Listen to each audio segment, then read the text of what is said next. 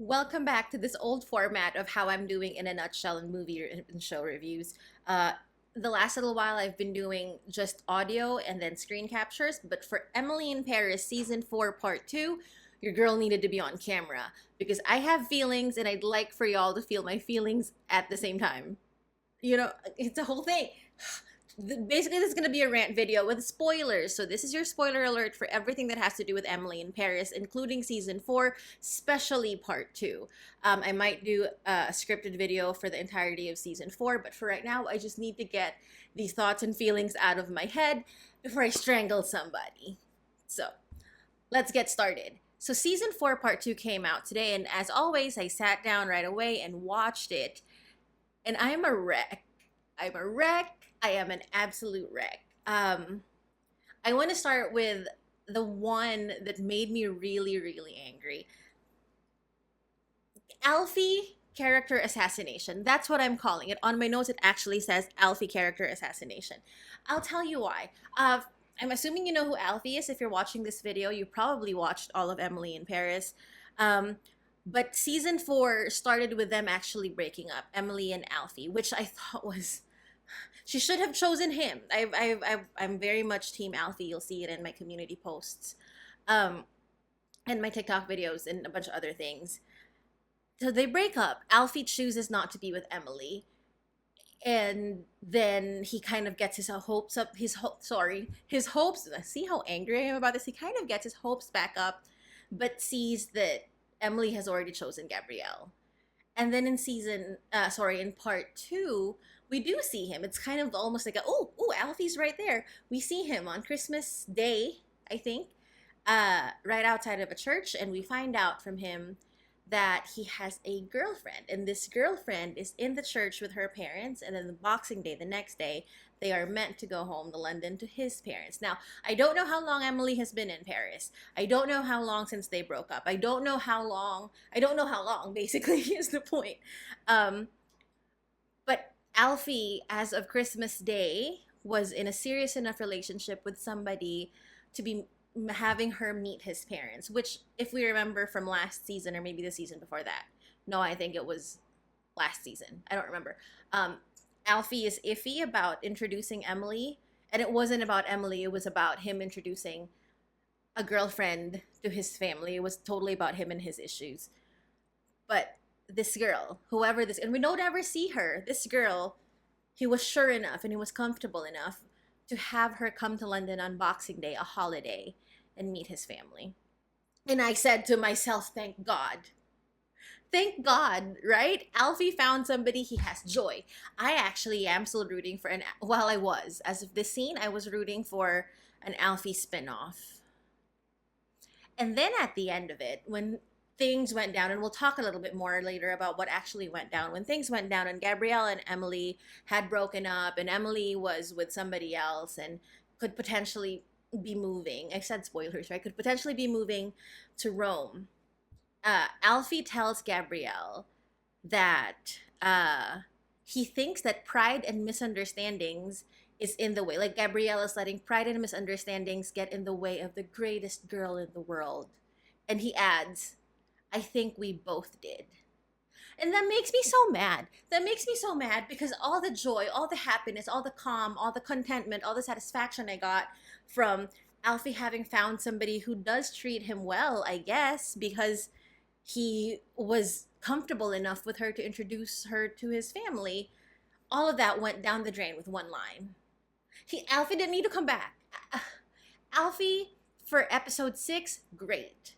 Alfie for episode 10 did not need to be there, and it just made me sad. That's all. Actually, maybe that's not all. I feel like I have to explain why that makes me mad. That makes me mad because I feel like he is settling for whoever this girl is, and I feel like if that is true and he is just settling, then he has no business being with this girl and treating her the way that he apparently is treating her, the whole meet the parents thing, because if you're settling for somebody, that's not good for either one of you, but maybe more so the other person, the other party in the relationship, because what does that do to their self-esteem? I think I'm going to have a piece at the end of this video that maybe we'll talk about where all this is coming from for me. Maybe, maybe not. Anyway, so Alfie character in assassination, I think, is the worst sin that season 4 has done. Okay, I'm taking a breath. Let's actually talk about Emily. Ooh, that was really high pitched. Sorry. Let's actually talk about Emily. Emily was somehow this is Emily in Paris, right? This is a show about her. Emily was somehow the most boring character of the entire season, which is ridiculous to me, but it is what it is, right? She in in uh in the beginning of part 2, he does meet Marcello, who is an Italian man who owns a business, who could potentially be a client. Yes, but they meet under completely like casual and like social circumstances. Actually, I don't know if I could call it casual or social. Basically, Gabrielle, you've all seen the trailer. Gabrielle went after Camille because she was going down the slope. He thought she was still pregnant and left Emily there, and she didn't ski very well and fell and met Marcello.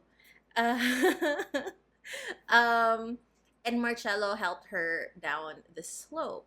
And then right when she got down, she went ahead and broke up with Gabrielle, which honestly, fair enough. But also Emily, who made the right choice in breaking up with Gabrielle because so at this point they didn't know that there wasn't a baby. But even then, they already started weird. They went on weird. Things were weird. Gabrielle, red flags everywhere. And even and if there was in fact a baby, which they thought they did, it was just bound to get worse. Gabrielle and Camille's family would just be intertwined, and that would just basically make Emily what exactly, right? So I think she made the right choice leaving him. Um, and then chance meeting with Marcello, and then things happen and stuff like that. Things happen not like that. I mean, things happen from a business standpoint. She does go to meet him in Rome, and they have a great time. And turns out there's business that has to be done.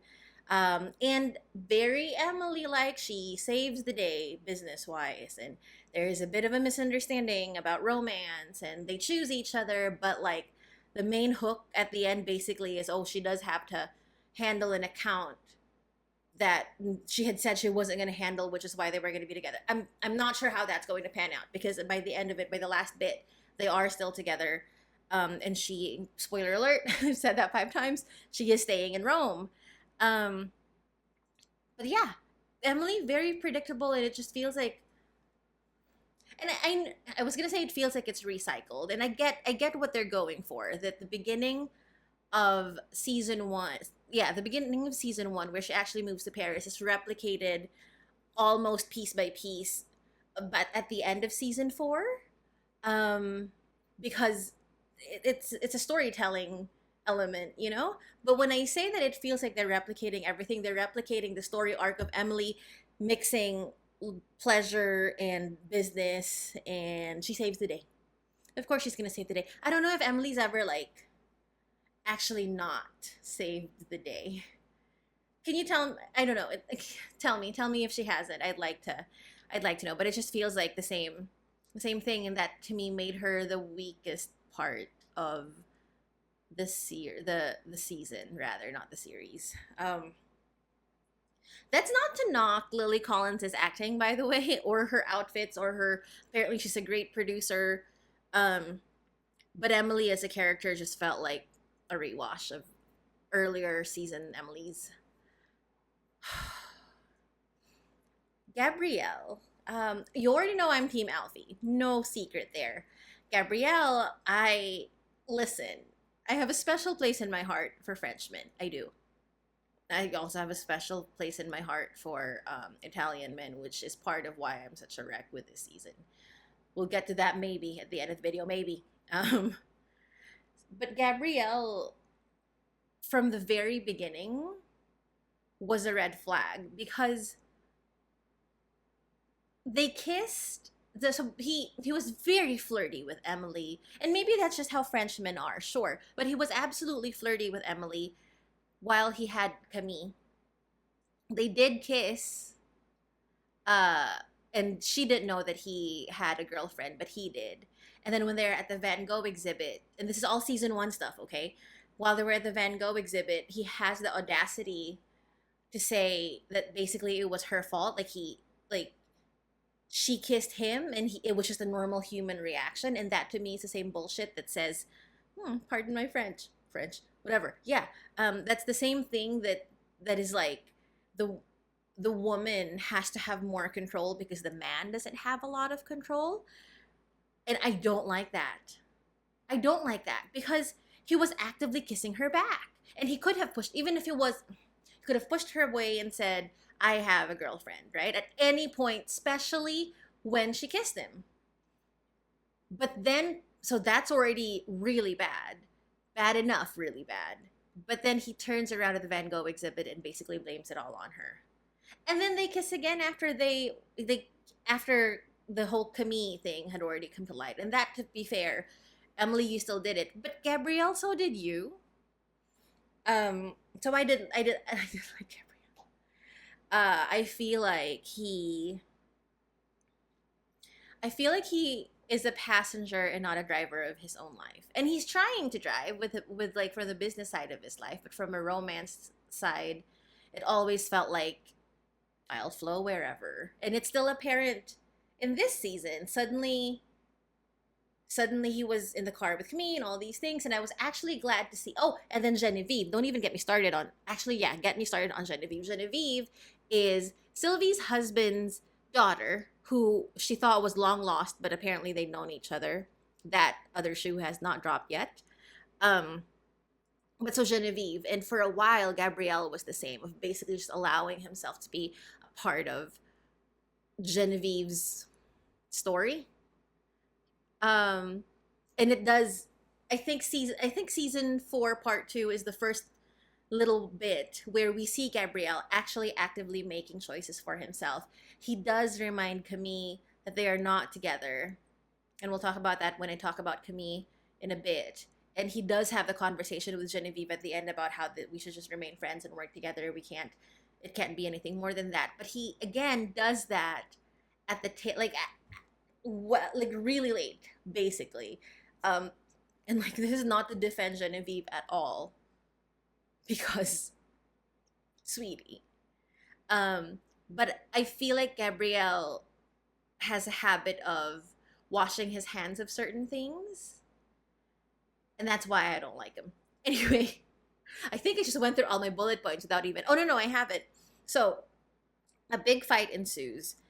So they break up, right? And Emily, to her discredit, is second guessing the breakup, kind of, and is like, it feels.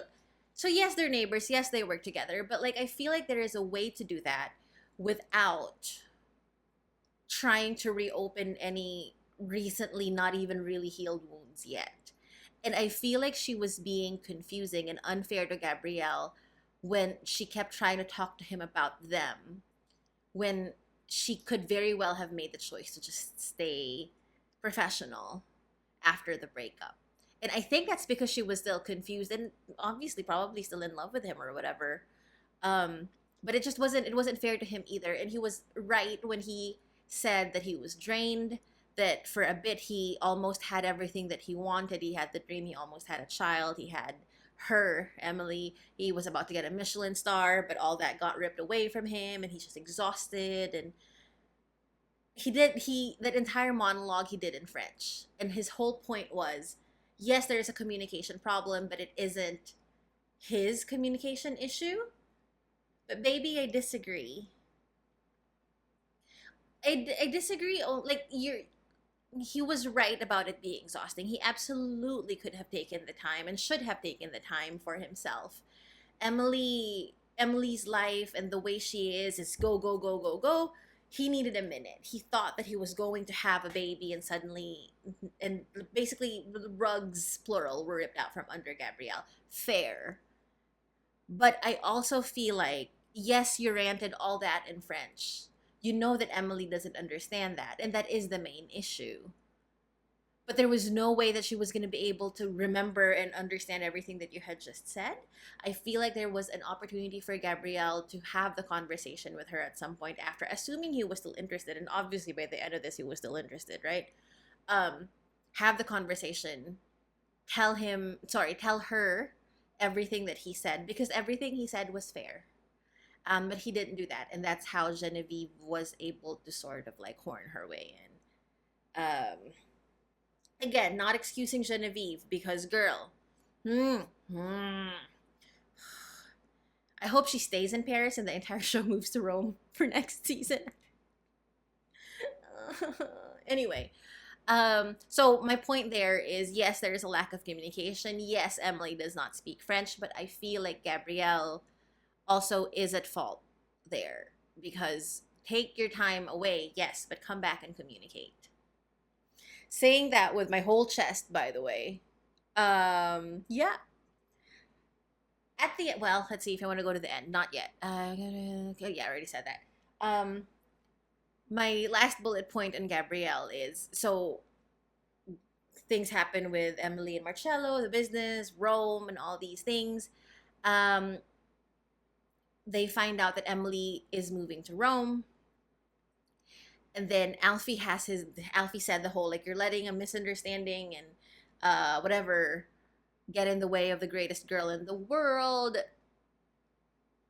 And Gabrielle basically chooses to chase her, knowing that she was with Marcello. And listen, I am a sucker for romance. I would like nothing more than for a man to fight to be with me. Yes, but I feel like Gabrielle, you've put Emily through a lot already. And you already started this whole thing where we've already been through it. I'm not gonna get back into it. But she also deserves a fresh start, and she also deserves joy and happiness with someone who is clear and intentional rather than somebody who is just a passenger. She does not need a passenger. She needs a co-pilot. Ooh, that's a good line. Yeah. Yeah. You know what? I'm gonna make that a life like motto for me. I don't need a driver or a passenger, I need a co-pilot. Anyway, so he's now off to chase Emily in Rome, and Emily is with Marcello, and that's what season 5 is going to be, assuming that they get renewed. And I feel like if it does get renewed, it'll be Emily in Rome. And they hinted at that with her Instagram handle. Okay. Anyway, Camille. First of all, sorry, Camille's eyeshadow, her eye makeup. This is gonna sound really superficial, but her eye makeup in that scene, when she's talking to Emily at the end, uh, amazing. I was like, I'm gonna do that eyeshadow for the video. I can't. I also miss my eyelashes. Anyway, sorry. I hope you sat through that because there's more. Sorry about that. There's more. So Camille admitted fairly quickly, maybe not too quickly because the season's changed. Anyway, Camille admits to Gabrielle that she actually isn't pregnant in the beginning of the second half of the season. Good, right? She takes a minute to get past it. She takes Gabrielle to a priest to talk about the possibility of adoption. And that's where, like I had mentioned earlier, that's where Gabrielle had to remind her, but Camille, we aren't together. But I love this season for Camille because I think she found what she wanted to do. She wanted to have a child, and she wasn't pregnant, so she's going to adopt. She said that she got a different apartment that has an artist studio, which I hope is for Sophia. I actually think in the first half of the season, Sophia is the most like grounded and real and communicative character, and she chose herself because it wasn't working for her. And I really hope that Sophia and Camille get back together. I don't know if Sophia wants a baby, but Sophia is a catch. She's sane, which is more than you can say for some of the characters in the show. I'm not going through every single character. I'm just going through the ones that really made me feel feelings. Nicola and Mindy. So Nicola is in the running for being the CEO of their father's company. Mindy So he's very like buttoned up and very, you know, executive and all these things. Mindy, as you know, is not. She's a creative and she's like bright ball of sunshine and will do very artistic things. She gets a job headlining at a topless club. She runs into a funny problem where if she's topless, she can't sing, and things happen. Anyway, um, positive things about Nicola. He always chooses her. And she says that, and he makes it very clear that he loves her. He does screw up, but apologizes for it profusely and actually changes the behavior that hurt Mindy. Um, but but by the end of season 4, he stopped choosing her. And honestly, I'm not sure. I'm not sure if it was a fair ask for him or not. Oh, well, listen. Here's what happened. So she is working at a topless bar, which did not become a problem, even though he anticipated that it would become a problem. Club, I guess, not a bar. Like singing jazz club kind of thing, not like stripper wise, but she is topless. And he supports her, yes. Does not become a problem in the press, but what does is because they are in the running for Eurovision, there is a like a photo shoot, and because their song is Mon Soleil, which is a love song, they make the pictures look as if Benoit and Bindi are back together. And the article is actually written as, excuse me, sorry. The article is actually written as Mindy is rumored to be with Nicola de Leon, but it looks like she's back together with Benoit and all these things. And it sounds like they talked about it because the way that he explains it to his older brother, that it's just publicity, it's just gossip or whatever. So it sounds like they communicate, so I'll give that to them. But he, I think it might have been fair for him to be uncomfortable. And he did stick up for her to his family. But I do not think that it was fair for him to tell her, it wasn't ask her, to tell her to give up Eurovision. He blatantly said that. And I think he even said, "You heard me." And he was explaining it, and the explanation makes sense from his standpoint. But it isn't that's not fair. You don't ask your partner to give up something they're very excited about because it has a negative impact on your business. If if they volunteer and you guys talk about it and that's the best way to go, then fine. But for you to put your foot down and say you can't do this, that's just wrong on a lot of levels. I you may not want to take my word for it, but more for the end of the video probably. So I think it was right for Mindy to walk away. She literally got up and walked away from him at the restaurant because you don't ask her that. But then Mindy, listen, Mindy has always been my favorite part of Emily in Paris. I think that she's well written as a character. And I think as a person, she's whole. And Ashley Park is an amazing singing voice and excellent comedic timing. She's my favorite. I did not like her choices at the end of season 4 because so she walks away and chooses Eurovision. This is part of her dream. She's a creative, sure. Um, Things happen. A video blows up. They actually do get disqualified from Eurovision. Yes, Nicola did that, by the way. I forgot to say that. Nicola used Mon Soleil for a campaign, and that's an absolute no for Eurovision because the song is already out there that is in a for-profit kind of way. They couldn't, they were disqualified, right? But then Mindy, because she blows up with a different video for a different song that I'm waiting for Spotify to release, she gets invited back to Chinese Pop Star as a judge, and she goes, or they imply that she goes, and I just feel like Benoit and Etienne, her bandmates, were screwed over. Eurovision ripped out from the rug ripped out from under them. Benoit was the one who put the song through for Eurovision. Mindy gets to be Chinese Pop Star and then will move to Rome. So no Eurovision, no lead singer. I know she got screwed over by Nicola also by the whole Eurovision thing, but I feel like turned around and did the same thing for her bandmates, and that's no good. That's the first red flag in Mindy that I've seen in 4 seasons. Hopefully they do something about that in season 5 because Mindy, why? Sorry. Also, I chipped my tooth. That's why you're seeing. I think I'm so conscious. Anyway, um, just chipped it yesterday. It's fine. I'll get it fixed soon. Um, yeah, I think those are the only ones that I had major feelings on that actually have to do with the show. And I don't think I'm gonna record my own feelings one. Maybe on my TikTok, and I'll put it on my shorts. Anyway, do I think you should watch season 4? Yes, I think you should watch season 4, especially if you watch seasons 1 to 3. I'd like for there to be season 5. I think that this is as close as I might get to Paris and Rome and the Alps and all these other things. So I'm living vicariously through Emily Cooper. But I think there are questionable choices made by characters, and there are sloppy writing. I don't know if it's sloppy writing per se, or if it really is just it was a choice. It was a choice. The character cannot be flawless. They have to make certain mistakes or whatever. But I feel like it got sloppy in the end and rushed. It was definitely rushed. And I don't think it had to be rushed.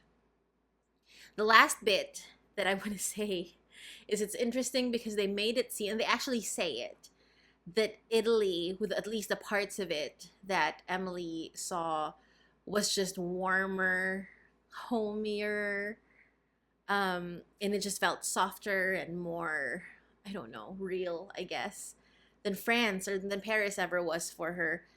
Is that true? Again, I have never been to these places and I might never go. Hopefully I do. Like, manifest with me. I'd like to be able to go to these places. But is that true? Is France just cold? No, that's not a fair thing to say. Is Paris just cold and rigid and all these things? And that's funny because this show starts and that's you see the exact opposite. It's not like corporate America, you know? But in comparison to Rome and how they presented it, Paris definitely looked like a concrete jungle. And Rome and the other places that they visited, and I don't remember what they said his hometown was, it felt like a huge hug. And we know how much I really like hugs. I'm stopping there because the rest of it is just going to go into my feelings and thoughts about French and Italian men. So anyway, yes, watch Emily in Paris season 4 part 2.